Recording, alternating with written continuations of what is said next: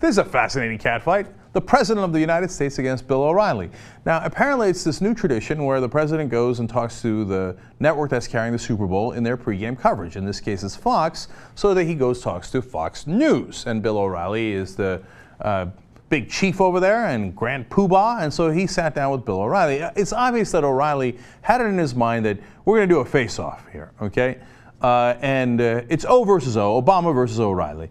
And that he was going to keep interrupting him because he was going to put him on the spot because that's the kind of tough guy O'Reilly is. All right, God bless.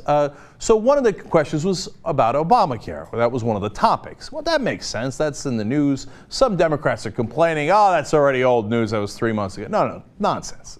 We're still rolling out Obamacare. Of course you ask about that. Now, number 2 topic was Benghazi. Go. Okay, this tired old topic that is absolutely much ado about nothing, except nobody's doing anything about it except Fox News, but he's on Fox News, so O'Reilly's going to bring it up. Let's see how it goes. Did he tell you, Secretary Panetta, it was a terrorist attack? You know, what he told me was that there was an attack on our compound. He didn't use the word terror? You know, in the heat of the moment, Bill, what folks are focused on is what's happening on the ground. Do we have eyes on it? How can we make sure our folks are secure? I just want to get this on record. Did he tell you it was a terror attack? Bill, and what I'm answering your question. What he said to me was, we've got an attack on our compound. We don't know yet. We don't know yet who's doing it. Understand by definition, Bill, when somebody is attacking our compound, that's an act of terror, which is how I characterized it the day after it happened. So the question ends up being who in fact was attacking us. But your commanders and the Secretary of Defense know it's a terror attack. No, Bill, as an American, I'm just confused. And I'm trying to explain it to you if you want to listen. A lot of people are talking about how he's like, Bill, let me explain it to you. But to me, the substance is more important. So in this case, he's like, wait, did they call it a terrorist attack? Was it an act of terrorism? How many different versions of the word terror did they use? Now, to be fair, Obama doesn't seem to want to answer the question directly, so he doesn't get into the whole terror thing. But I don't care, and I'll tell you why I don't care. Not because I want to protect Obama. If you watch the show, you know that I do no such thing. It's because, as Obama said there, he's right. The next day, he called it an act of terror. Okay, check. Like this whole thing's about like, oh, did you call it a terrorism or you didn't call it terrorism? Well, he called it an act of terror the next day. No, I know that they sent Susan Rice out there to say that it was about, the attack was partly about the movie, that crazy, stupid movie that came about Muhammad, and that people had been upset about that. I thought that was a little BS. You go back and watch the tapes, I said that. But I might have been wrong, because there was a great New York Times article explaining that, in fact, the attacks were partly inspired by that. So what's the issue here? How many hours after the attack that they called it an act of terror? Did it have to do with the movie, or was it inspired by just sheer terrorism? And as President Obama pointed out there, what's that distinction? Any attack is kind of an act of terror, so what? I don't even understand what the freaking controversy is at this point. Like, if you say, hey, you know what, they should have protected that compound better, well, President Obama agrees with you. Everybody agrees with you. And he said during an interview at one point that they're going through a concerted effort to make sure, obviously, that this never happens again and that we have better security at all those compounds, right? But if you're attacking him for what words he used, because it was going to help his campaign, that just seems to be unwarranted. But nonetheless, O'Reilly can't let it go, so he's going to continue. What ends up happening is we end up creating a political agenda on something that was my next question. Democrats and Republicans should be unified in trying to figure out how are we going to protect people. I got to get to the IRS, but I just want to say that your detractors believe that you did not tell the world it was a terror attack because your campaign didn't want that out. Bill, that's what they believe. And they believe it because folks like you are telling them that. I'm not telling them that. I'm asking you whether you were told it was a terror attack. And what I'm saying is that is inaccurate. All right. We revealed to the American people exactly what we understood at the time. The notion that we would hide the ball for political purposes when a week later we all said, in fact, there was a terrorist attack taking place the day after I said it was an act of terror, that wouldn't be a very good cover-up. Right. To my two favorite parts of that, don't worry, I'm going to get to the other irrelevant topic of the IRS in a second. Okay, but your detractors say this. Really, Bill, who would his detractors be? So I love that Obama actually called him out on it and said, no, that would be you. You're the one telling him that. Because of course, and he's like, no, me. I'm just asking you a question.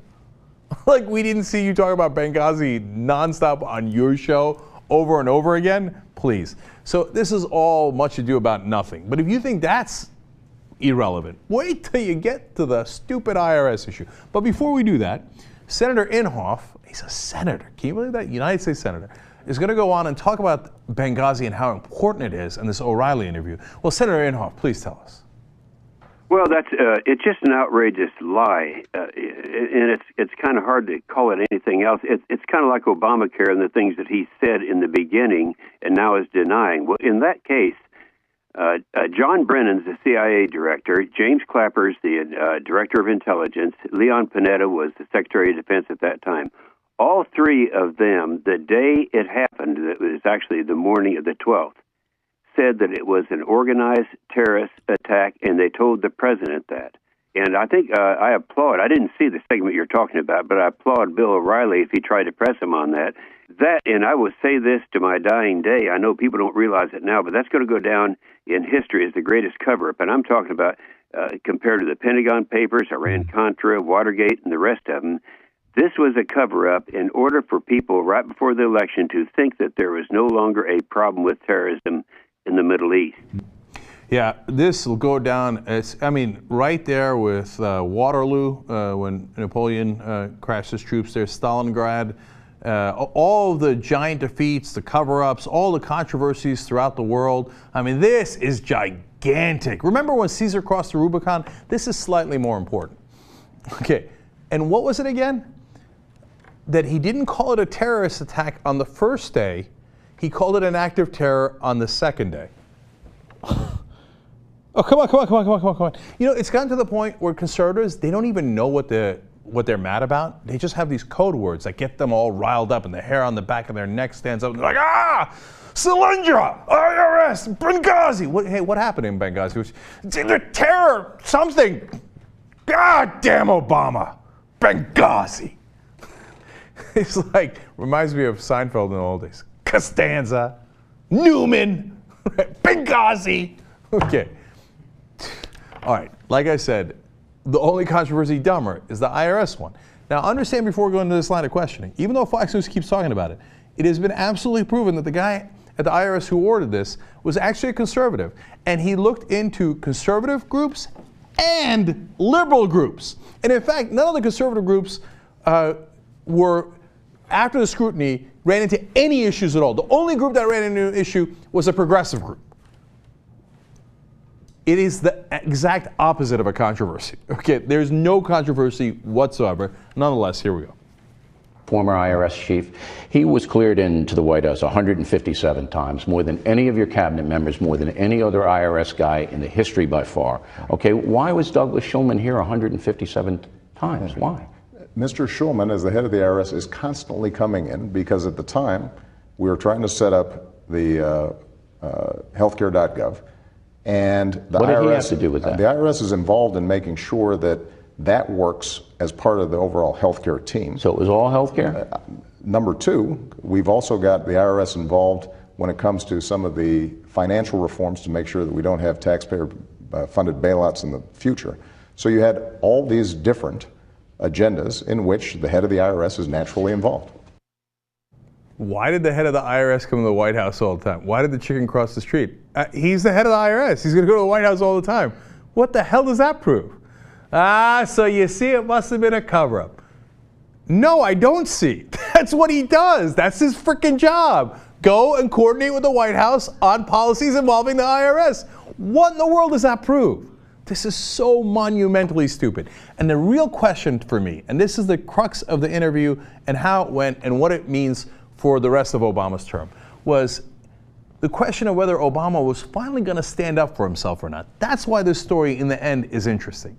Because he gets pushed around by these guys, and you see he gets a little testy throughout the interview. But is he going to finally stand up and say, God damn it, this isn't real, right? Or is he going to like do more of the genuflecting and, okay, I'm sorry, but you know, we should have handled it better. So let's find out. What some people are saying is that the IRS was used at a local level in Cincinnati, maybe other places, to go after. Absolutely wrong. But how do you know that? Because we still don't know what happened there. Bill, we do. That's not what happened. Folks have, again, had multiple hearings on this. I mean, these kinds of things keep on surfacing, in part because you and your TV station will promote them. But when don't folks you feel actually there are unanswered questions? Bill, when you actually look at the stuff, there have been multiple hearings on it. So you're saying if there was no corruption there at all? No. That's not what I'm saying. That's actually... No, but I want to know what you're saying. You're the leader of the country. Absolutely. You're saying no corruption? No. None? No. There were some boneheaded decisions out of a but local no office. mass corruption? Not even mass corruption. Not even a smidgen of corruption. Okay. Ah, thanks God, as my mom would say, thanks God. Finally, he said, not even a smidgen of corruption. No, the only reason, I love when O'Reilly's like, some people are saying. That's why I loved it when Obama was like, no, not some people. You and your station are saying it. There's already been the investigations. It's been cleared. There's not even a smidgen of corruption. There you go. That's a strong answer. Unfortunately, for 5 years, we didn't get good, clear, strong answers like that. That was one right there. Bless his heart. Maybe it's a sign of good things to come. Maybe it's a sign that he'll be a little bit stronger as we go along. I know. I'm stretching and I'm hoping, right? But hey, at least that went well, and he didn't get bullied by Bill O'Reilly. I'll take my wins where I can get them. So nicely done, President Obama.